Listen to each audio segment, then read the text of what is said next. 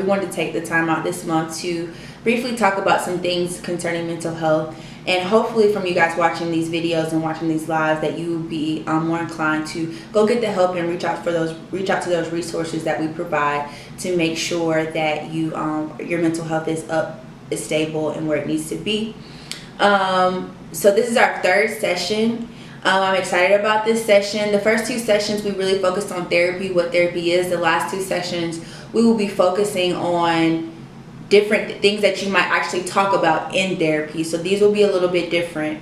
I'm excited for the person that we have on here today, Bianca, a fresh graduate. I'm excited to really get to talk to her, pick her brain a little bit. And without further ado, let's go ahead and get into this. Bianca, if you could tell who you are, what you do, your Instagram name, and we'll go from there. All right, so hey guys, my name is Bianca, and I just graduated May 10 with my master's in social work. Okay, yeah, what I do everything social work, you know.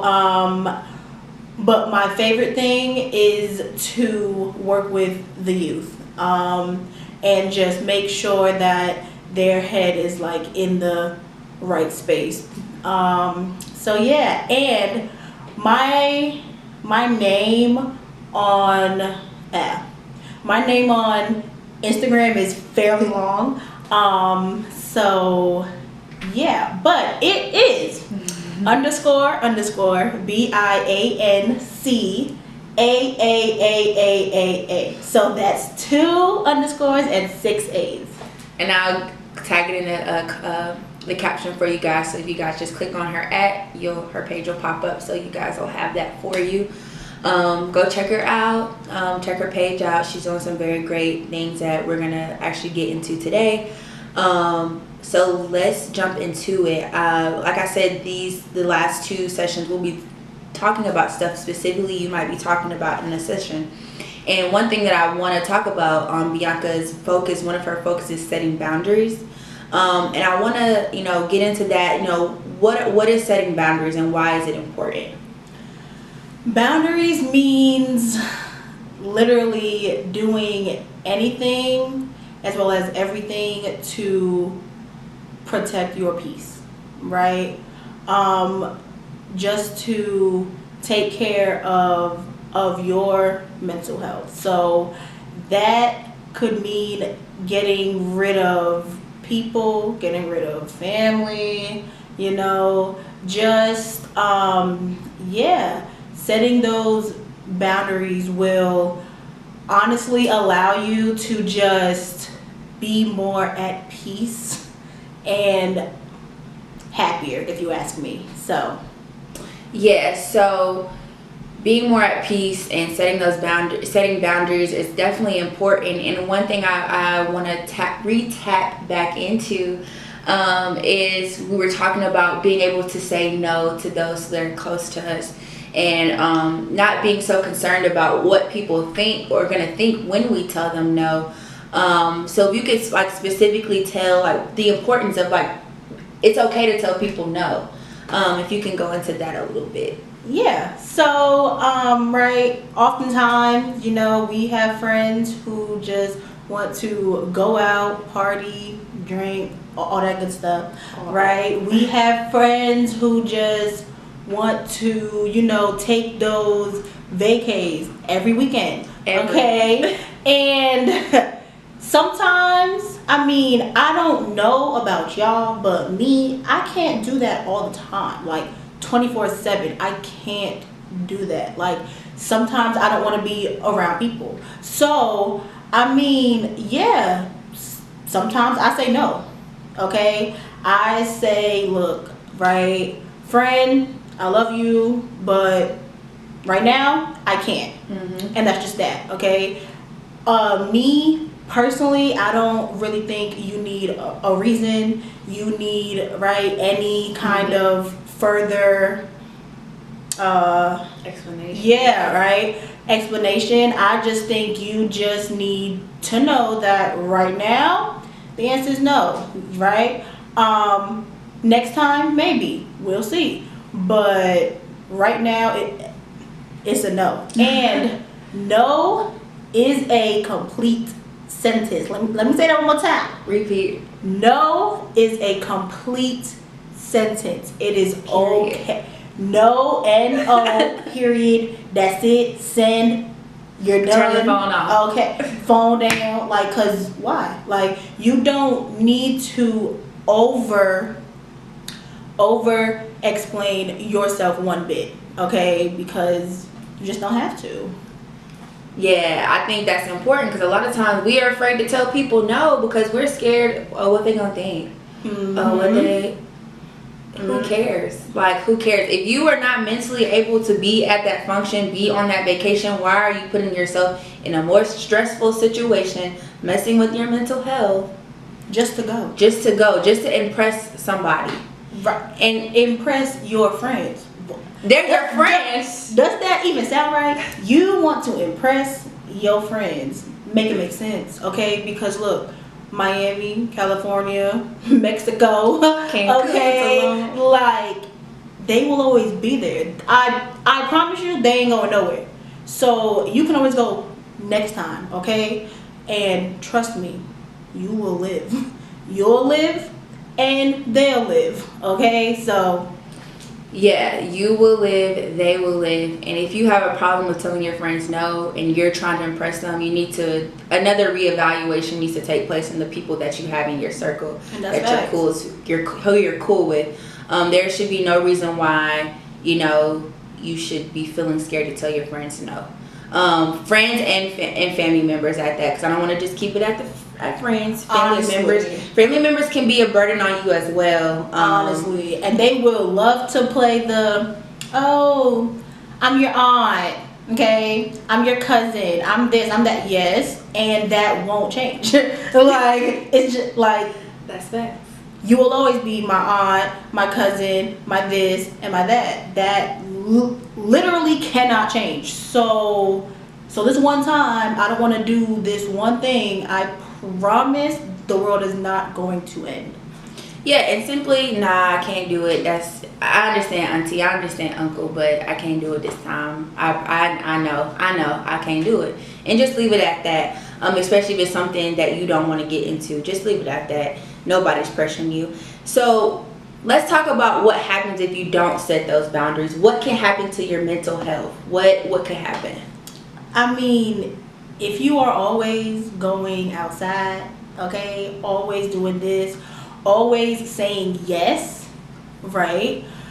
First of all, yeah, you don't have any boundaries, and people will see that and they will take full advantage of that, okay? Like, you will literally spiral down into doing 1,000,001 things for every single person. And it's like, all right, you can do that for them, however, you're not doing anything for you.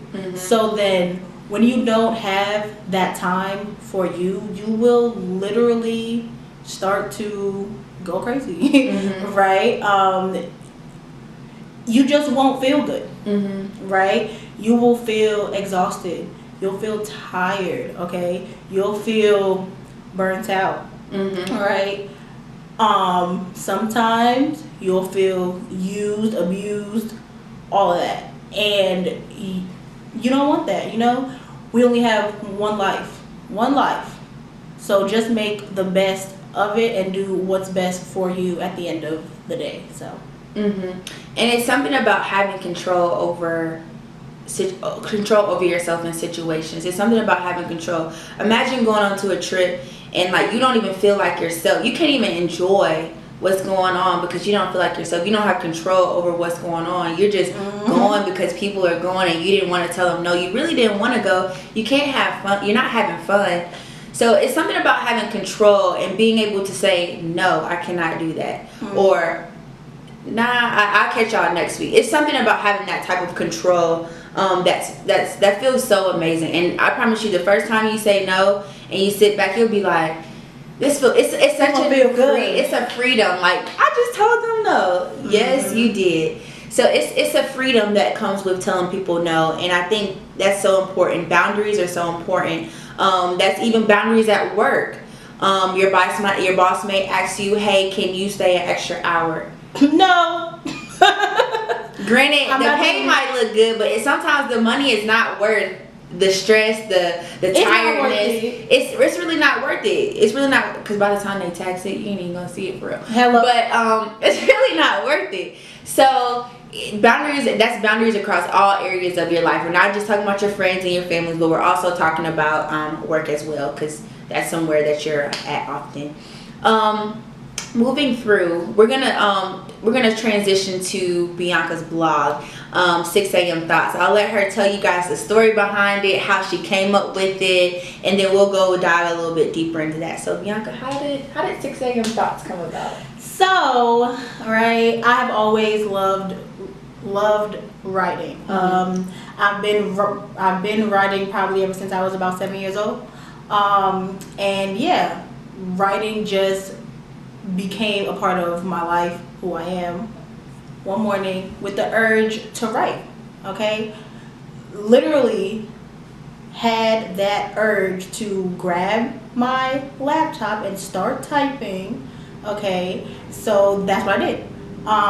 And I talked about in my first blog post mainly the struggles of 2020, because baby, that was a year. Okay, so yeah, and then when that post had got feedback and so much love, I was like, I should just start my own blog. And lo and behold, that's what I did. So that's that. 6 a.m. thoughts.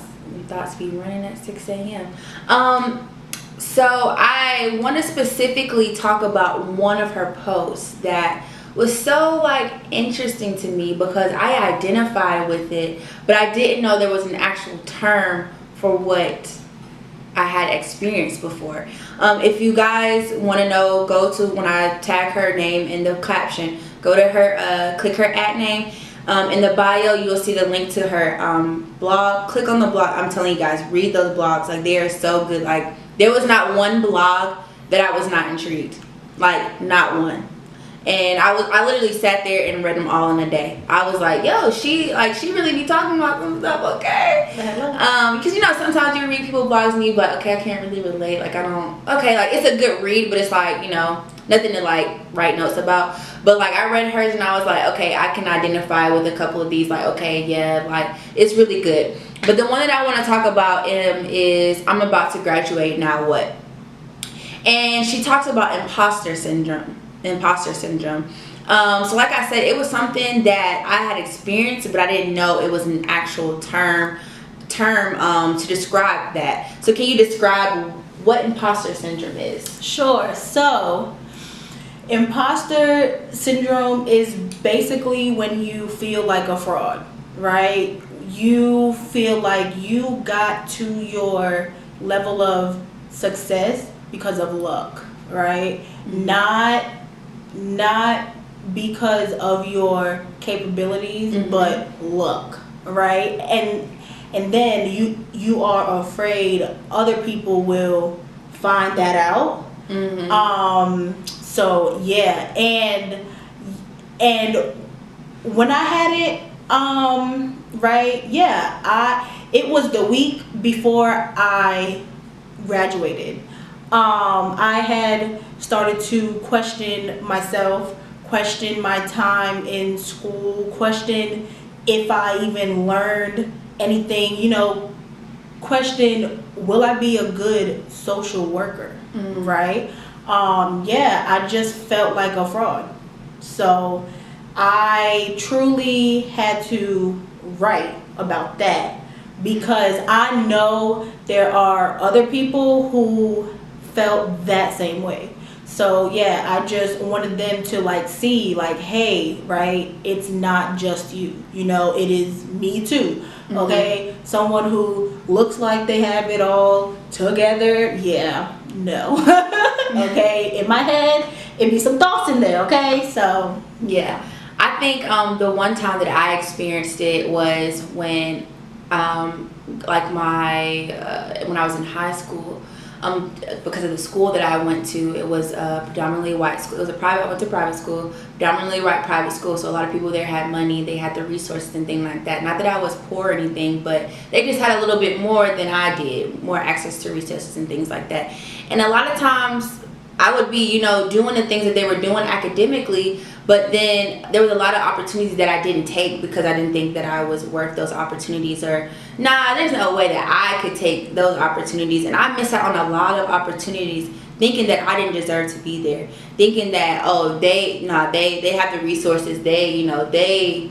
They got it. Like, I'll be straight. I'll be straight. Yeah, and it was a lot of opportunities that I sit here and I'm like, not that I'm in a bad place, but I could have been in a totally different place if I was not, if I took those opportunities and didn't have that mindset when going through those challenges. And it was something that, it brought a lot of regrets.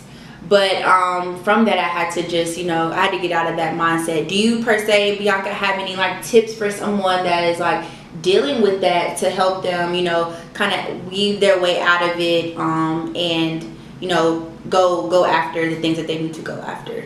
Yeah, but first, right, I do want to say that I felt that completely, because in my program I was one of very few black people. Okay, it was this much of us and it was a cohort of 50, and there was, I want to say, about 6 or 7, maybe 8 black people. That just really had me yo, I'm here, but should I be here? Is this my space? Right? I didn't feel like that was my space. So I was afraid to take up space in that. Even though, right, because I am super smart, okay, but I was afraid to go the extra mile because I was let me chill, they got it.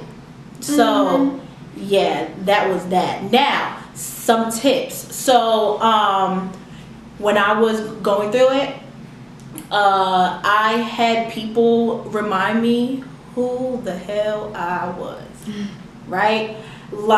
I had my mother and my best friend be like, Bianca, do you know who you are? Do you know your own story, right? Me, right? I was not supposed to be here, all right? I died twice as a baby. So I literally was not supposed to be here, but I have a purpose on this earth, okay? So yes, those days when I feel down, I just have to remind myself, Bianca, you are full of black girl magic, right? So on my mirror in my bathroom, I do write positive yeah, right. Anyway, yeah, so boom. On my mirror in my bathroom, I do write positive affirmations. Just so I can see that every single morning, right? Every morning, every night, I see that. Okay? Also, when I'm down, I call my best friend to hype me up. Because yes, sometimes we can't always motivate ourselves, right? We need friends and family who would be yo, you good, right? Yeah. So yeah, I say that, right? Have that friend or family member, right? Remind you of just who you are, and then 2, write down some great things you love, right, about yourself. I promise you it will help you. Yeah, and I think that's one of the things that I regret not doing, is being open about my feelings, and letting somebody know, hey, I don't feel like I'm supposed to be here. What am I doing? And I think that is like, you should have to be open to wanting to share those things. Of course, with someone that you can confide in, and that's gonna boost you up. Another thing is, you don't want to be, if you in a negative space, don't get around others who are in a negative space, because what y'all gonna do? Who gonna pull you up? Who? Okay, it's gonna be like crabs in a bucket. Y'all both trying to get up at the same time. Like, and no, like, there's no elevation that's not gonna there. happen. No elevation there. So I think those were some very good tips. Get around people who gonna boost you up. Write some affirmations down. Keep them in your closet, your bath, somewhere you gonna see them every day, and say them. Say them like you mean it too, though. Say them out loud. Yeah, don't be like, loud. I am Black Girl Magic. Yeah, no. No. Be like, I am Black Girl Magic. Okay, yes. and yes, I promise you, how you say it matters. I promise you, because if you don't believe in what you're saying, then there's words have a destination, and if you don't believe in the words that you're saying, then the destination is dead. You have to believe in what you're saying. So I think those were some very, very good tips. Like I said, y'all, go check out her blog. I think there was like one more blog that one more post that was really good, and it was the one between the battles between the mother and the daughter. That was deep one, y'all. It's very transparent. She's telling the story of another young lady, but it's a very transparent story. I'm not gonna get into it because I want you guys to read it and just meditate on it, get what you can get from it, because it's deep. Okay. It's deep. Yeah. Okay. That was a very tough one to write. However, I know that these are things that must be said, because certain things we don't talk about in the Black community, and that's part of the problem. Okay, so yes, my goal with this blog is to, of course, right, promote black mental health, as well as change the narrative of like some of our traumas, because I think everybody got just a little bit of trauma, okay, which is why we all need healing. So go to therapy. All right, I can always help you with that as well. So yeah, I think we all have some type of trauma, and it can't get healed if it's not spoken about. Yeah, so it was really, that's why I like Bianca's blog, like I said, because I was able to pinpoint feelings and emotions, and that really helped me to get through some things. So like I said, go check it out, guys. She has like how many, about 10 posts on there that you should check out. So when you have a chance, please go check it out. Also, the posts are not long, right? No. Yes, they are at max maybe like a 3-minute read, right? So yeah, like it's 3 minutes, you in and out, you got what you needed to get, you thought about, you got time to think, process, and it's like, okay, like, comment, all that good stuff. Okay, all that, subscribe, all that, okay. Okay, but yeah, they're like simple reads, not hard. She don't be using no big words or nothing like that. Like she talk like every day, like how she talking right now. How she talking in the post. Hello, authentic, everyday talk. Hey, how you doing? Authentic. Okay, that's what we call authentic. All right, so shifting into this next topic, we're gonna focus on self-care. Self-care is so important with your mental health, and this is Bianca's like topic, so I'm gonna let her talk about it. But what exactly is self-care, and I guess what are the benefits of self-care? Self-care is doing something, anything, to take care of yourself in a proactive manner, right? So so often we think about self-care after the fact. That's not the point of self-care. Self-care is about being proactive for your mental health. That way you can tackle the day, right? If it happens after, like right after a bad day, all right, at work, me personally, I think that is more so coping skills, right? That is just how you deal with that bad day. So yes, self-care, amazing. I love it. Took me some time though, okay? And mine is not perfect, because I mean, it really can't be perfect, okay? It is for you. So whatever you do that brings you peace in a proactive way, okay? So that's what that is in a nutshell. And I want y'all to really grasp this, because I think a lot of times nobody, like, we all know, like, we kind of know what self-care is, and like people tell us, oh, you're supposed to do this when you're having a bad day, da da da da da da da. But I want y'all to be very listen to the words that she's using. She said it's a proactive approach. Self-care is a proactive approach. It's something that you're doing before something happens. What you do after that, after the situation, the traumatic situation, is a coping skill. And I think it's very important that we know the difference between self-care and coping skills. Coping skills is, like she said, what you do after a situation has occurred. Yep. Self-care is proactive. Proactive, pro means before. I got that? I just want to make sure we get that, because when I heard her say this, That's right. it just like, okay, like I had a whole different approach on what self-care was, which kind of, I had other questions like, well, how often should you be doing self-care? And that kind of, well, she can give an answer on that, but after I heard that kind of answered it for me. But I'm gonna let her answer that for you guys, just in case you might still be wondering, well, how often should I do it since it's proactive? Right. Self-care should happen every day. Okay, it should literally happen every day.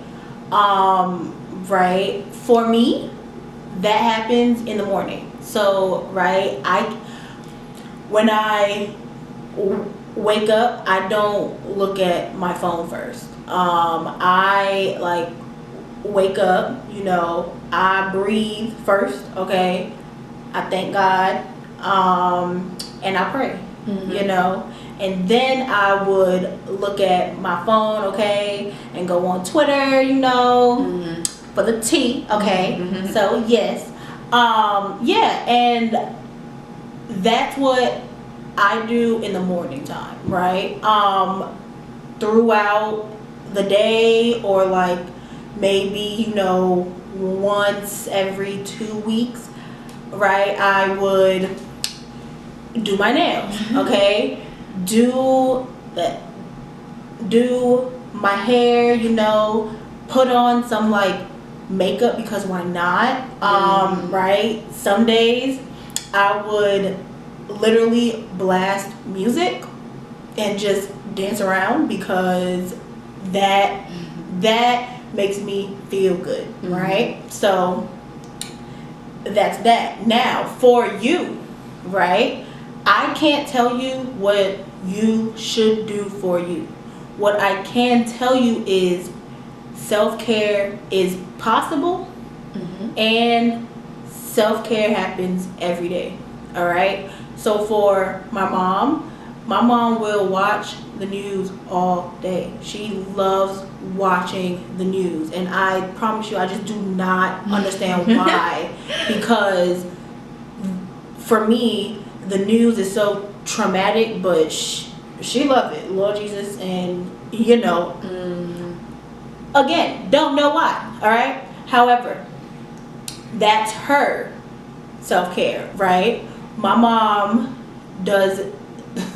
she does her like facial skincare routine every night, every single night. That is her thing, okay? If she does not do that, she won't sleep right. So like, yeah, she has her own routine, right? So yes, self-care, right? It really doesn't have to be like candles and meditation and right, all of that stuff. Those are great. Those are wonderful, but that's not the only way to to self-care, and I want y'all to truly grasp that, right? You can read, you can write, like me, okay? You can simply just talk, okay? Call up your like best friend, all right, and be like, hey girl, hey sis, alright, what up bro, like what's good, like, right? You can do that too. So I just want you to grasp that self-care looks different for every single person. Yeah, I agree. Self-care does look different, and what works for you is not going to work for everybody else. With that being said, you said self-care can be done in different ways. So is self-care always necessarily like getting your nails done and hair done, or can self-care be choosing to forgive someone? So it doesn't have to always be something materialistic, but can it be something like you're choosing to forgive someone, you're choosing to reconcile a relationship? So is that considered self-care as well? Listen, if that's what you need to do to feel at peace, to feel good, do that. All right? Because see, when you don't forgive, you are letting that person have power over you.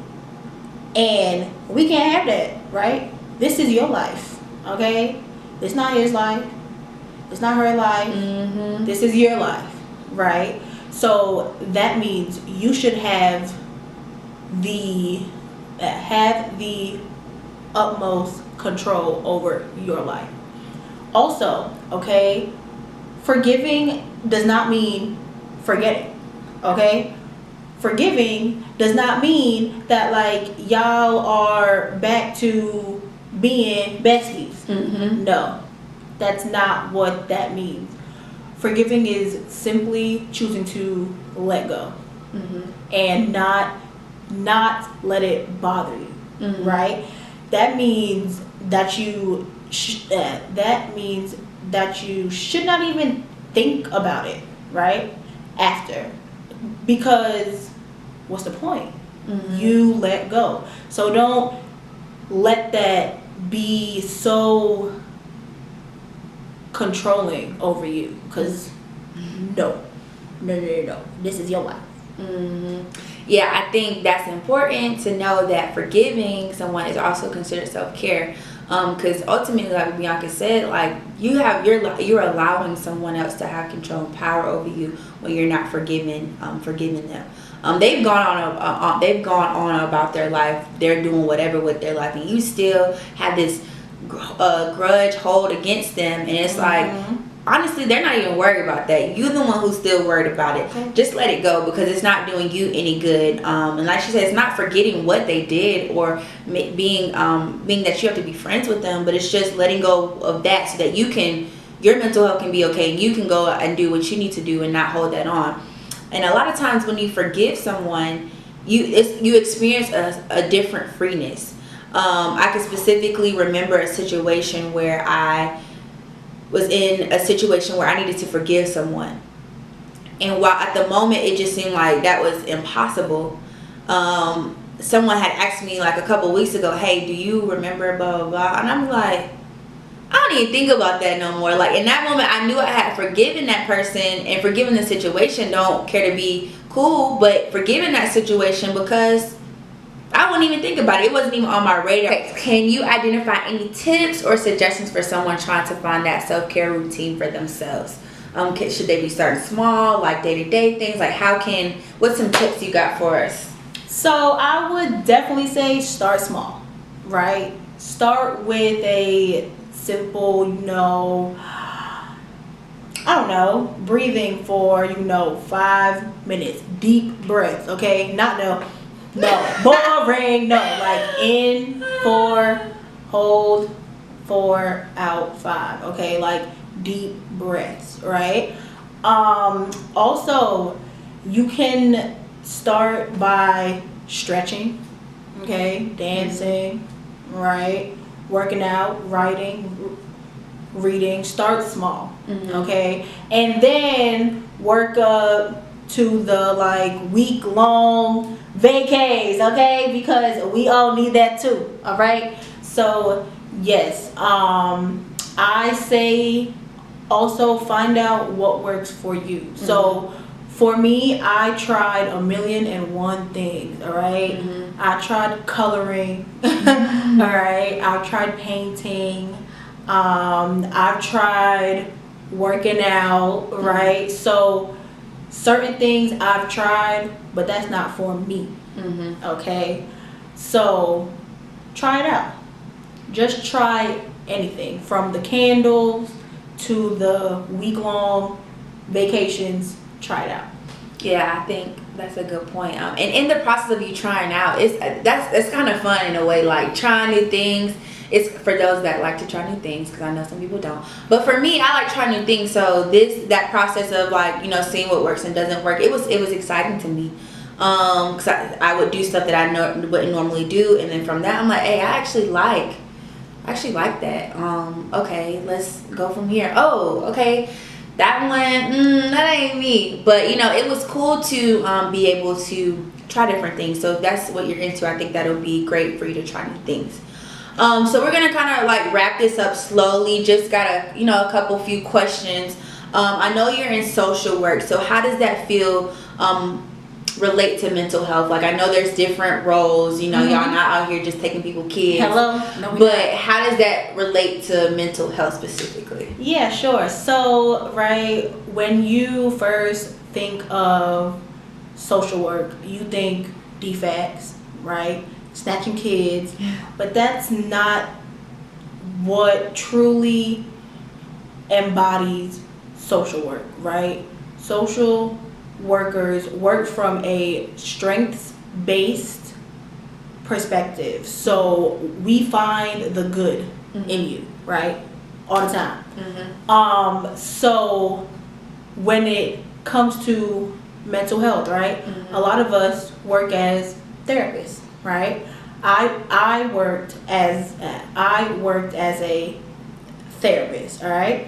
I didn't like it. But all right, I did. Now, I love mental health and I love social work, because if you have a social worker as a therapist, I promise you they're probably one of the best therapists you will ever have. A black social worker, okay, as a therapist, I promise you, you will have the best time. So yes, we do diagnose and treat, okay. However, we work with you, right? We don't work for you. We don't tell you what you should do. No, we are coming up with these treatment plans together, okay.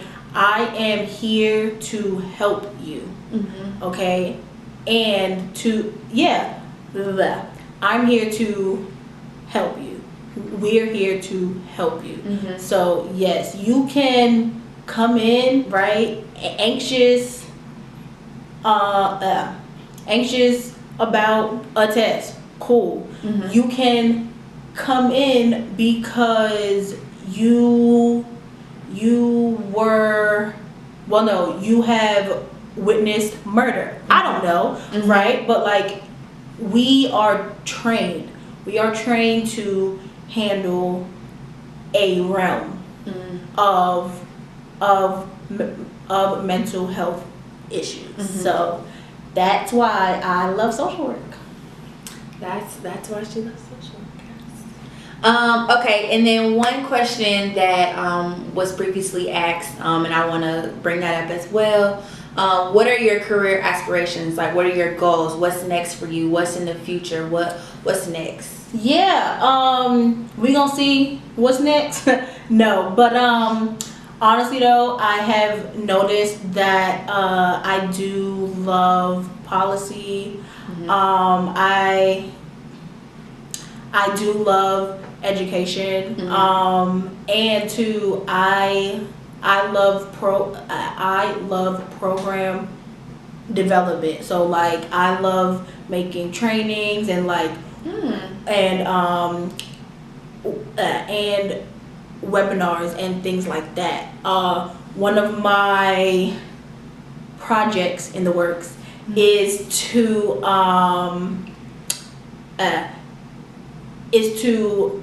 create a cultural competence training for the white social workers, just so they can have a better understanding and a better approach to us, because let's face it, there are not enough black social workers. So right, we need them to not traumatize our people and to truly help us. So yeah, one day though you might see me in like Congress or something, you know. That's the goal too. Check her out. You know, make some changes there. So yeah, I just think on a very large scale. So that's why I do the things I do. She got some big plans in the work. I'm proud to hear about the training, the cultural training. Yeah. I think that's needed. Much needed. Much needed. We're actually behind on that. Like I feel like that should have been something that was introduced. But I'm glad to see that, you know, that's a big deal for her to be doing that, and I'm very proud. I've known Bianca since undergrad. And I'm, you know, proud to see her growth and all the things that she's accomplished. You know, you kind of have like that proud parent syndrome. I kind of have that going on right now. And when we decided to do this, she was one of the first people. Like she was the first person, I think. Yeah, the first person that I was like, hey, I know someone. Okay. So I was really excited to be able to interview her, to pick her brain a little bit, and I hope you guys have learned from this, got some stuff that you can take and, you know, think about, ponder on, and, you know, go from there. Also, like I said, check out her blog. Her name will be tagged. Please go to her profile, look at her bio, click on the blog, read the blogs. Like she said, they're about 3 minutes. They're not long blogs. Like I said, you could read them all in less than an hour. Yeah. So please go ahead and do that. Bianca, do you have any closing remarks before we end this interview? Yeah, so go to therapy. Okay. I promise once you find the right therapist, you'll just feel a lot better about everything. You know, people, life, yourself, right? So go to therapy. Black men, black women, black girls, black boys, go to therapy, because we all need it. Okay, I am in therapy. So yes, I truly believe in the power of it. So yes, heal before you mess with somebody's son, okay, somebody's daughter. Heal. Talk about it. All right. Talk about Heal first. So yes. Don't be going in there still fighting your demons. Okay? Please don't. Please, I'm begging you, do not. Don't be going in there still fighting your demons. Okay, go ahead and take care of the demons now. Okay, go see a therapist. Okay. Anybody that's been on the show, reach out to them. They have the resources available to get you the help that you need. There's no reason we should be going into relationships fighting demons at this point. So with that being said, thank you, Bianca, for coming on here and redoing this with me and sharing your knowledge with the people. And if you guys, like I said, if you have any questions or anything about anything that she spoke about, please reach out to her. She's an open book. She's easy to talk to. Open book. Okay. Okay. She's relatable. Okay. Hello. So with that being said, we will see you guys next Monday, 7 p.m. Yes. Bye.